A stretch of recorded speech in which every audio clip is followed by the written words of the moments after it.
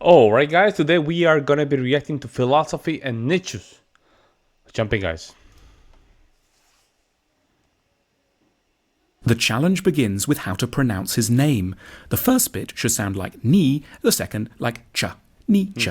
Nietzsche. Then we need to get past some of his extraordinary and provocative statements. What doesn't kill me makes me stronger. God is dead, and we have killed him. And his large moustache. But when we do, we'll discover a thinker who's intermittently enchanting, wise, and very helpful. Like wine. Friedrich Nietzsche was born in 1844 in a quiet village in the eastern part of Germany, where his father was the priest.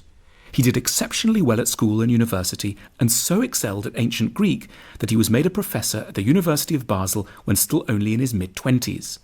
But his official career didn't work out.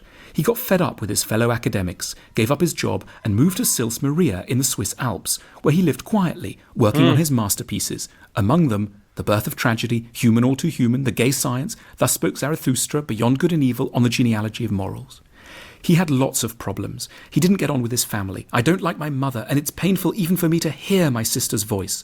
Women kept rejecting him, his books didn't sell, and when he was only 44, he had a mental breakdown, precipitated when he saw a horse in a Turin street being beaten by its driver, and ran over to embrace him, shouting, "I understand you." He never recovered, and died 11 sad years later. Wow. But his philosophy was full of heroism and grandeur. Wow, what? Sad, you embrace him, shouted when he saw a horse in a Turin street being beaten by its driver, and ran over to embrace him, shouting, "I understand you." He never recovered, and died 11 sad years later.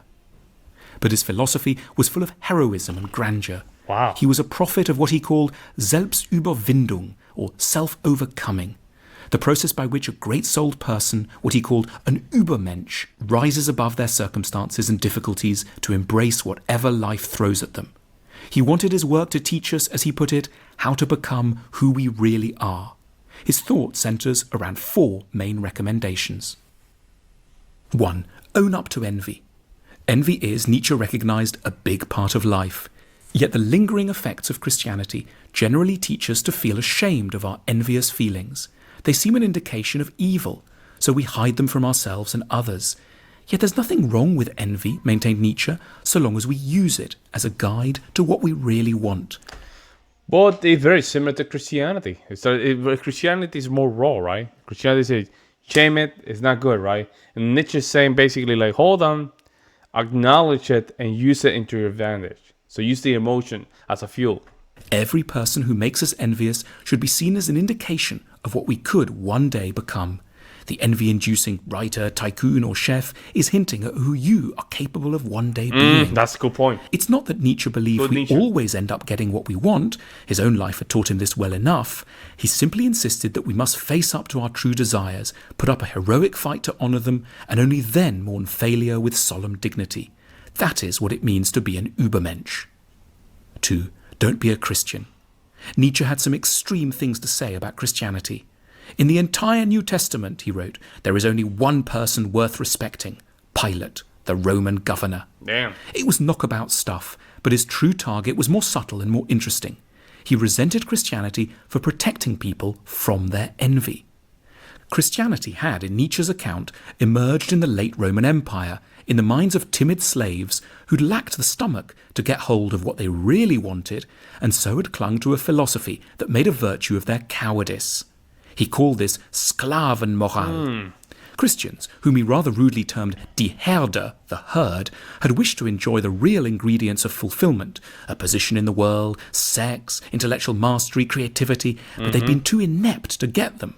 They therefore fashioned a hypocritical creed, denouncing what they wanted but were too weak to fight for, while praising what they didn't want but happened to have. So, in the Christian value system, sexlessness turned into purity, weakness became goodness, submission to people one hates became obedience, and, in Nietzsche's phrase, not being able to take revenge turned into forgiveness. Christianity amounted to a giant machine. He has some good point here, man. Weakness, goodness, yes. No submission to people one hates, obedience. That's some food to thought, though. That's a good bitter food denial.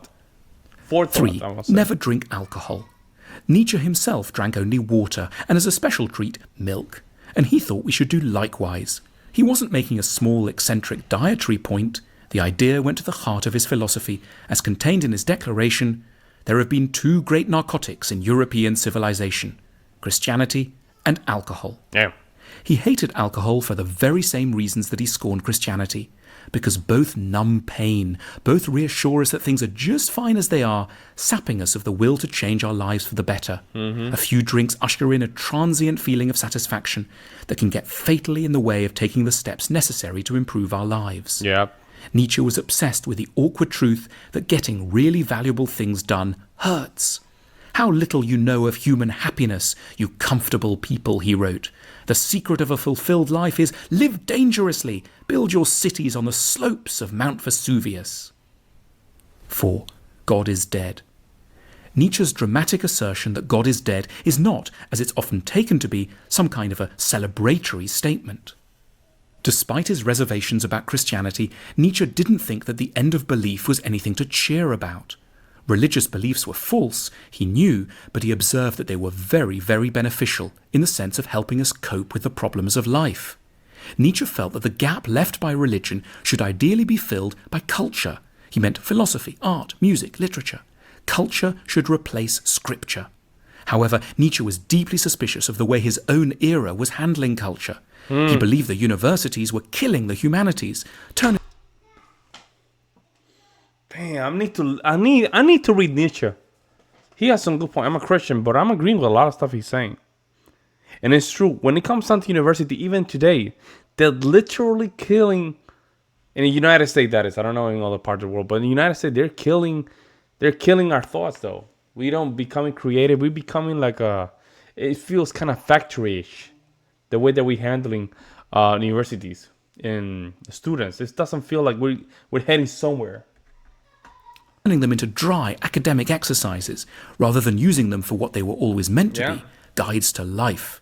He admired the way the Greeks had used tragic drama in a practical, therapeutic way as an occasion for catharsis and moral education, and wished his own age to be comparably ambitious. He called for a reformation in which people, newly conscious of the crisis brought on by the end of faith, would fill the gaps created by the disappearance of religion with philosophy and art. Every era faces particular psychological challenges, thought Nietzsche, and it's the task of the philosopher to identify and help solve these. For Nietzsche, the 19th century was reeling under the impact of two developments, mass democracy and atheism. The first threatened to unleash torrents of undigested envy, the second to leave humans without guidance or morality. In relation to both challenges, Nietzsche remains our endearing, fascinating, often lovable, and mustachioed guide. Mustachio. Love that last statement, mustachio. Yeah, I mean, oh man, he provides a lot of good food for thought. Very nice. I might have to read those books. And the Superman kind of philosophy is very important, since a lot of people during the 19th century were going through a lot of changes, and especially in the United States, we have a lot of self-thought individuals, which is something that the country was not ready for, since we have very bad at school. Our education was trash, and we have a lot of illiterate people in the United States.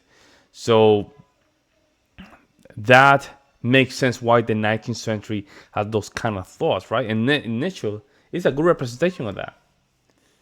He knew there was something. He knew these thoughts needed to be provided in the forefront. Somehow he didn't know how to do that at the moment, so he has to just get out of his family, away from her family, just sit down and make it happen. Very good. Let me know what you guys think in the comment section below. I would love to hear you guys' opinion, especially for Germans. Let me know what you guys think. I'll see you next one.